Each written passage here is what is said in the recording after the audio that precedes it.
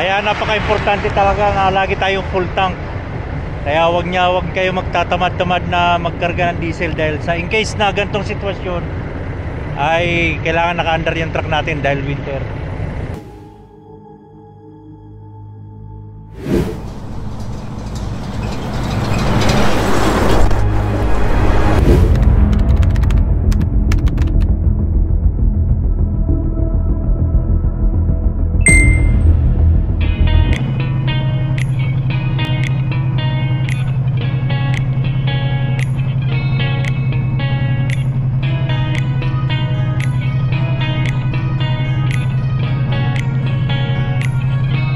Sumama ka sa biyahe, yan ang biyahe ng buhay. Filipino Truckers Bro, takbong pogi lang tayo, mga biyahero. Filipino Truckers Bro, yan ang trabaho at buhay Canada. Alright guys, nandito tayo ngayon sa Highway 17 and 11, Ontario. So hindi inaasahan, biglang bumagsak yung secondary air line natin. Secondary air pressure low tayo. Ayan siya, bagsak zero.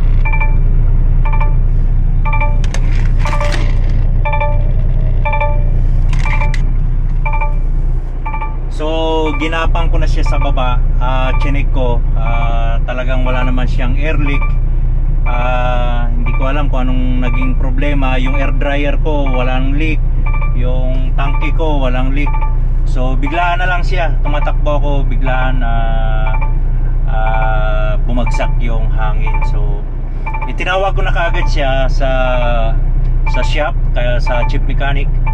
So okay naman, sabi stay where you are, basta safe.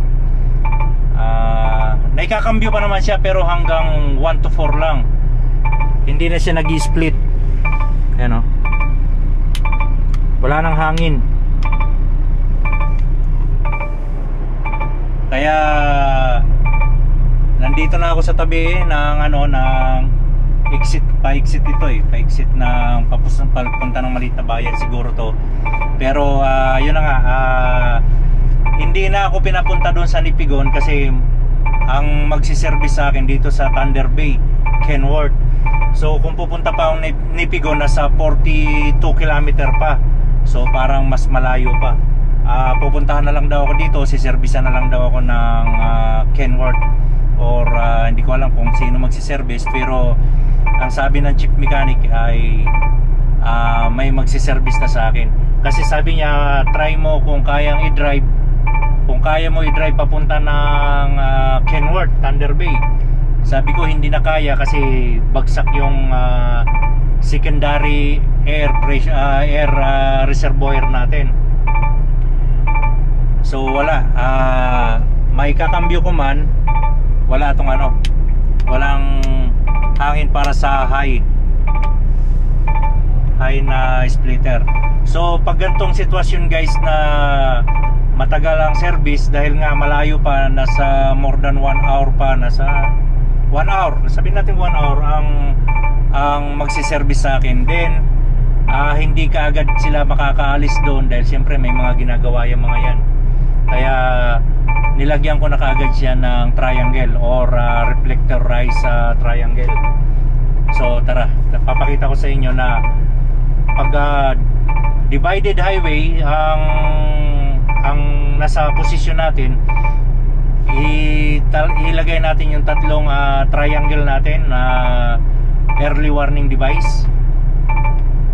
Pero kung sa lubungan 10 meter na triangle sa harap natin, divided highway ito. Nandito tayo sa divided highway. Ayan. Pero kung sa lubungan to, kailangan may triangle sa harap natin na warning device, at least 10 meter, then dalawa sa likod. Yan ang paglagay ng early warning device. So binuksan ko kanina yung hood. Wala naman, okay naman lahat ng fan belt natin, yung walang damage, walang leak, walang air leak. So hindi ko alam kung anong naging problema nito. Baka baka compressor or air dryer. So mekaniko na bahala niyan. Dito kung anong mangyari kaagad sa'yo, tawag ka agad sa shop. Kung wala ka nang magawang ibang remedyo, tawag agad, then sila nang bahala sa'yo kung sino ang tatawagin nilang magre-rescue. Tara, punta natin.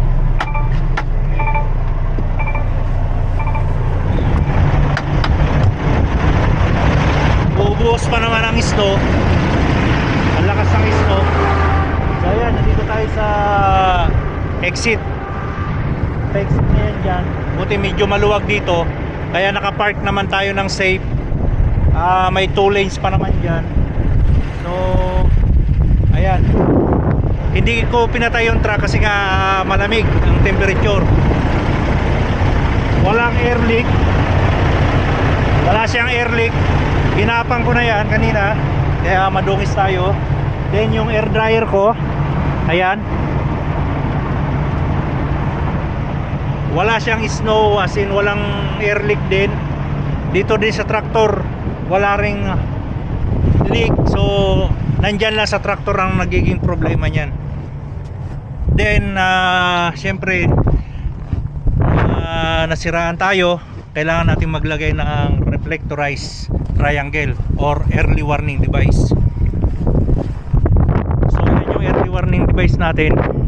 Kailangan 3 yan dahil divided highway itong pinaradahan natin. At least 3.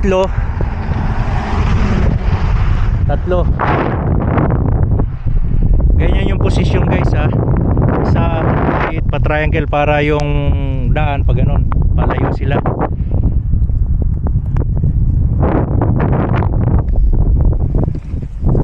So yun, in case na ganito magkaroon tayo ng trouble, lagyan kaagad natin ng early warning device, kasi nga ang magre-rescue ay hindi lang kalapit, hindi ganun kalapit, napakalayo pa ng pinanggalingan nila. So yun ang kaya napaka-importante na lagi tayong may dala ng early warning device. Kompleto naman tong truck, pero siyempre kailangan i-check natin na meron tayong dala niyan. Pag wala tayong dalang ganyan, pwede tayo maghingi sa opisina.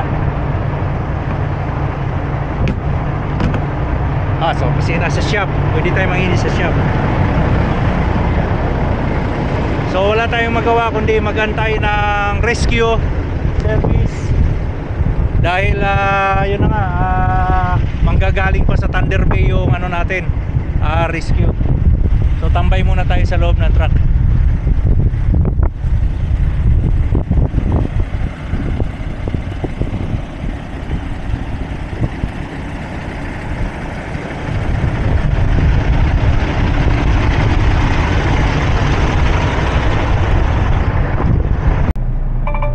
Mabuti na lang guys yung appointment ng delivery natin sa Friday morning pa. So ang araw ngayon ay Wednesday, 3 PM na. So maluwag pa naman yung oras natin. Yun na nga, antay na lang tayo ng rescue natin kung anong oras darating. So habang nag-aantay, kape muna tayo from Flying J.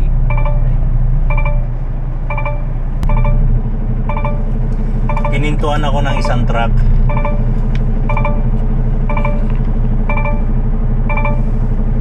Yung isang truck, kaya nag-slow down sila. Hinintuan ako dahil tinanong niya ako kung everything okay ba raw. Kasi baka iniisip niya siguro na-frozen ako. Then tinanong niya ako kung may tubig ako. So hindi ko na siya nakuha ng video. Thank you buddy. Isa siyang India. So thank you sa concern mo, na-appreciate ko yun. Okay naman ako. Yun. Mostly kasi pag gantong winter, o nga pala, pag winter nga pala, pag may nasisira, may humihinto talaga ng mga truck. Nagtatanong sila kung okay, kasi baka wala tayong heater or pagkain or ganon, kaya nagtatanong sila. So thank you, saludo ako sa iyo. So you guys, more than 2 years kasi ang hawak. Ngayon lang siya naglambing, na ngayon lang ako na nagkaganto sa kalsada. Pero iba kasi yung status nung nasa mining kami, talagang yung mga nasira doon dahil sa kalsada, dahil sa bato-bato. Pero ito yung bigla na lang naubusan ako ng hangin, naglambing yung truck ko.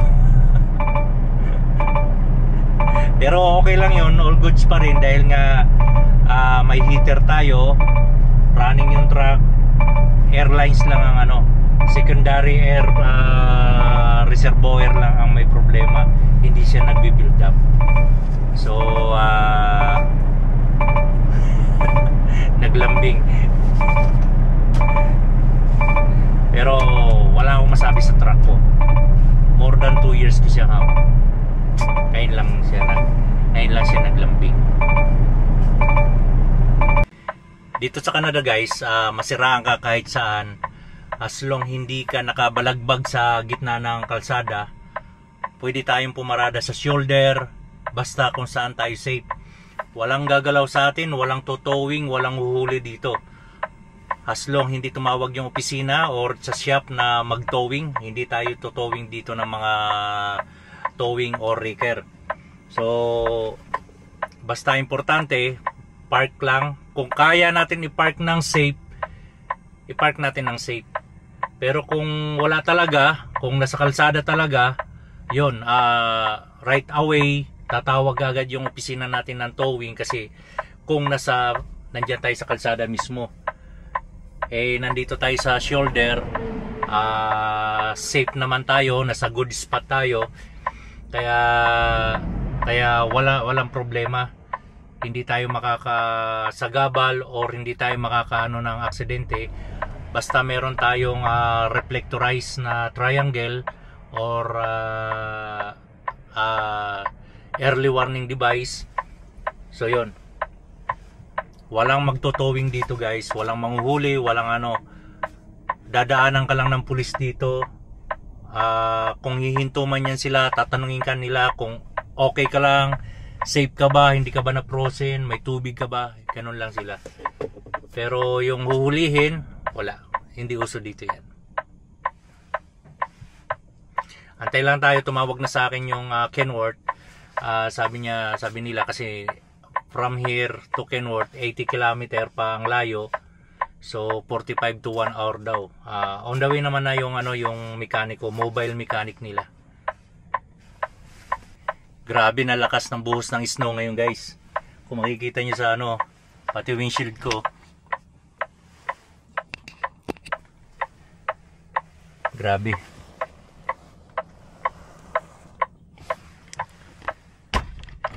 Pinatay ko muna yung truck, then pinagana ko yung bank heater para kasi maingay yung yung warning ng truck.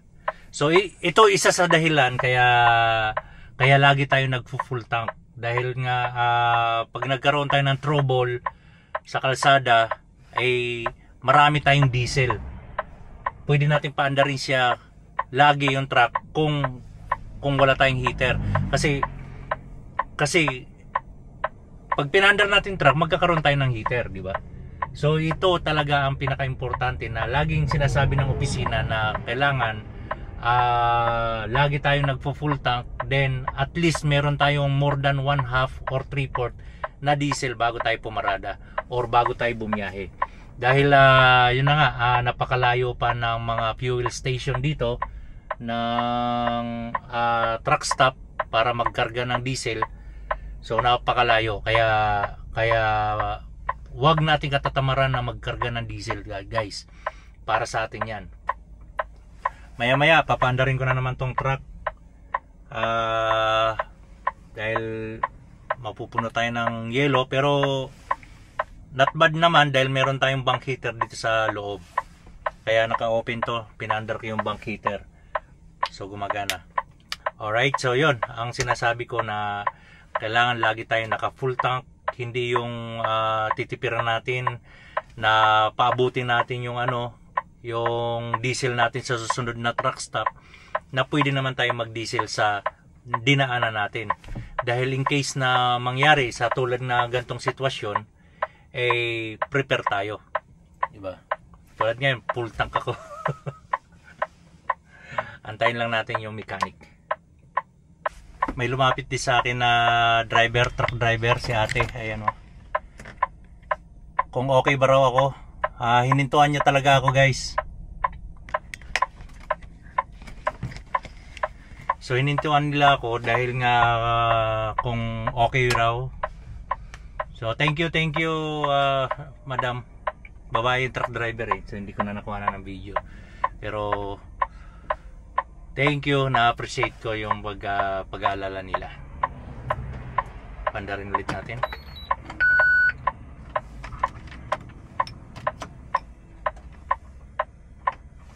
Umalis na siya oh.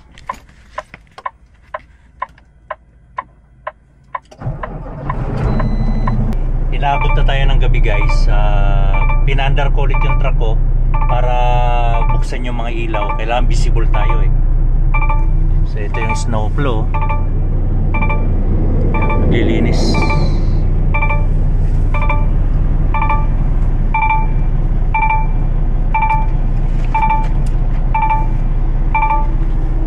So titingnan natin sa likod yung yung early warning device natin. Baka natumba na siya dahil mahangin nga, maraming truck dumadaan. Kailangan visible tayo at saka kailangan nakabukas yung mga ilaw ng truck natin dahil nandito tayo sa shoulder lang naka-stay. So wala pa rin yung rescue natin. Baka busy sila ngayon kaya wala tayong magagawa dahil marami talagang customer or client sila dahil winter. Silipin natin yung triangle natin.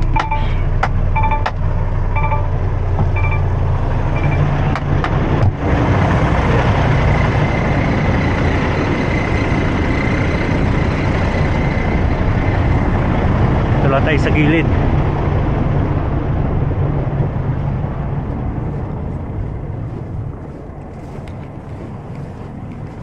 Kailangan nakailaw tayo guys dahil nga abutin na tayo ng gabi.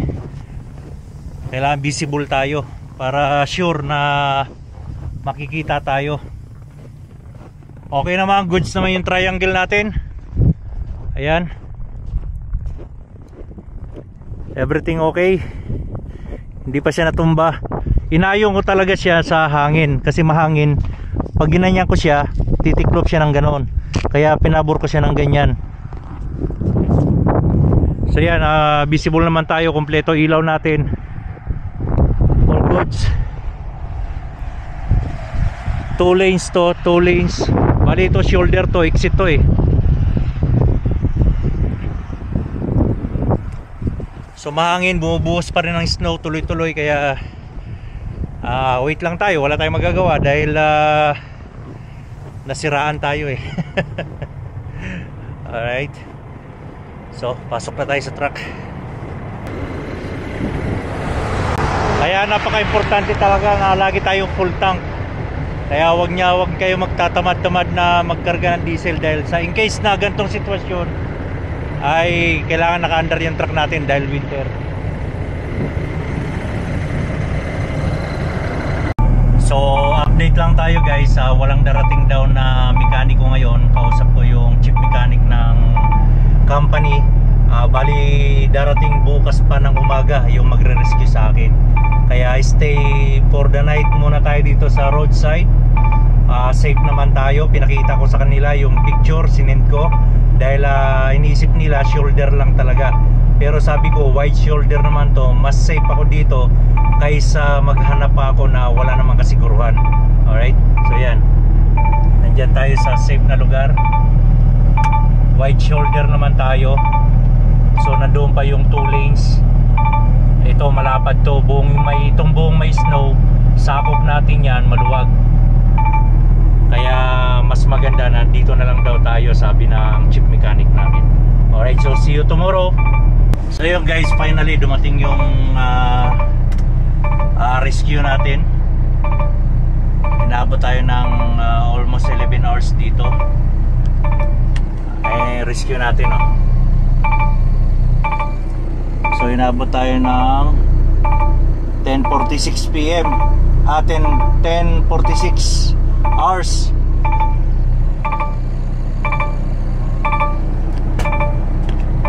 So 10 hours tayo, almost 11 hours tayo nakatambay, nagantay dahil napakalayo pa niya na nanggaling.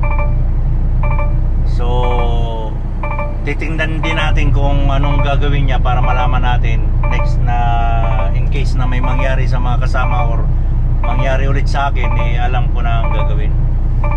Dahil hindi ko talaga makita kung ano naging sira. Alright.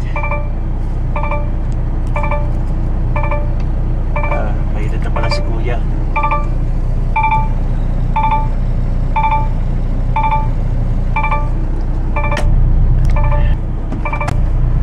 Hi, good evening. Your secondary is not. Yeah, my secondary is 0. Okay. Right. How far are you from? Geraldton.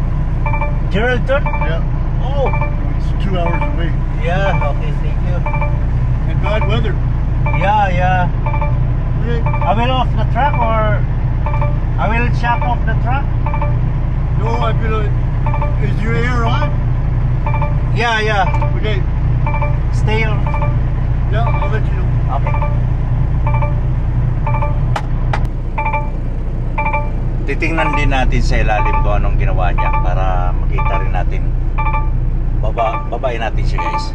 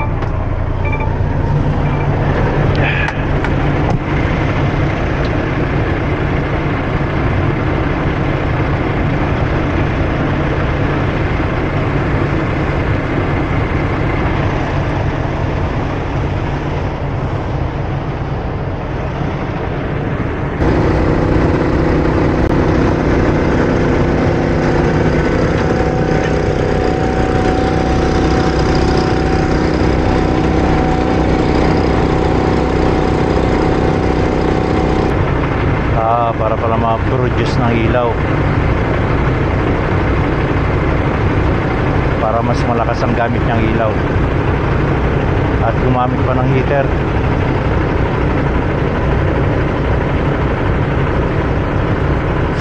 Okay, let me know when it starts working. Okay, yeah.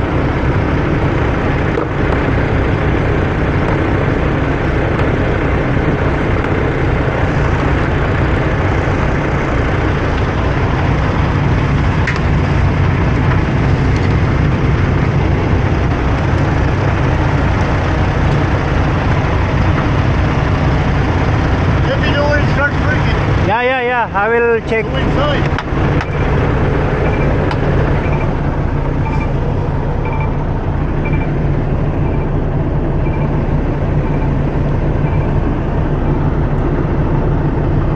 Ayaw niya ipakita.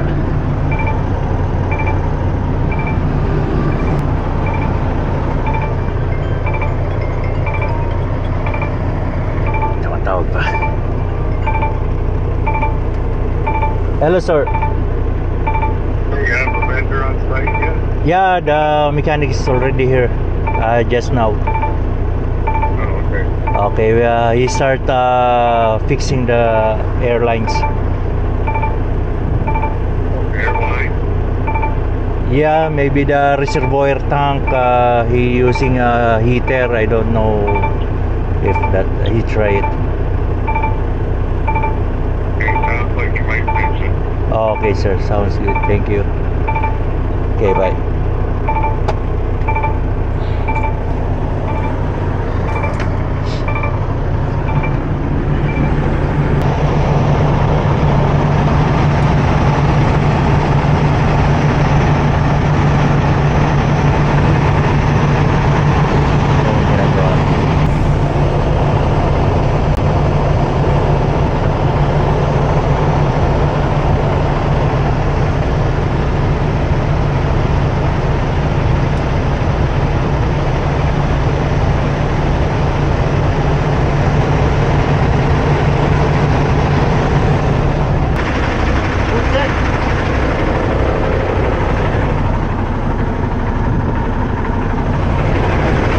now 120 PSI.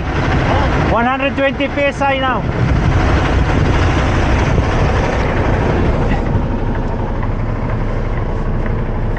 Yan, makarga na guys.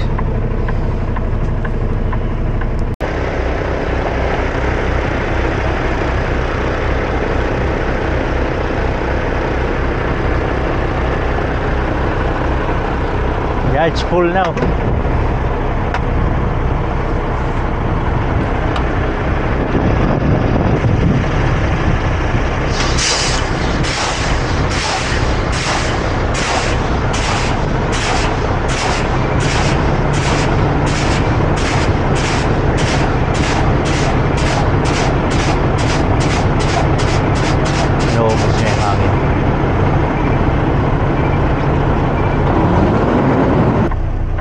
January 15th, 14th?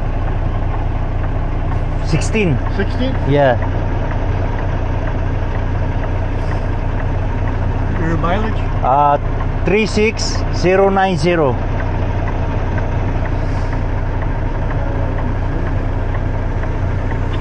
And Leelaw is paying for this thing. Yeah. I'll get your signature here and here.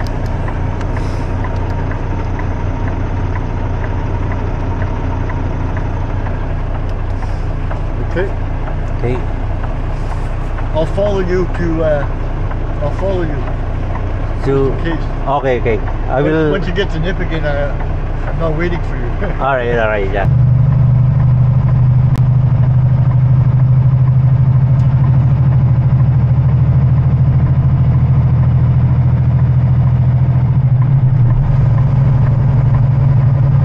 Alright guys, dahil sa na-standby tayo ng 11 hours kanina, so magdamag tayo nag-under ng truck. Nag-full tank ulit ako dito sa Petropas para sure na na wala tayong maging hassle in case na magka-problema ulit sa daan dahil bumubuhos yung snow. Yan. Bad weather pa rin.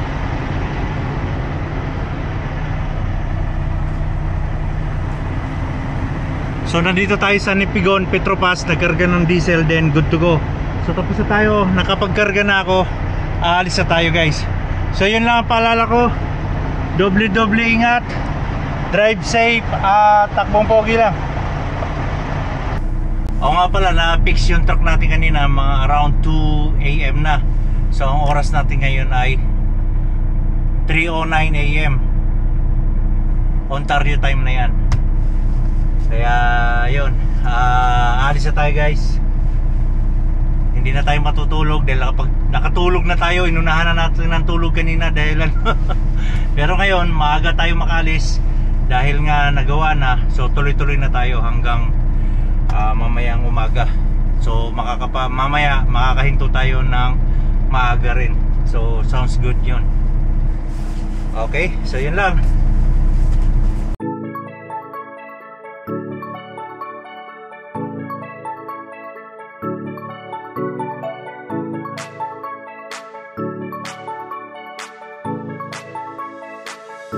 Sumama ka sa biyahe, ito ang biyahe ng buhay.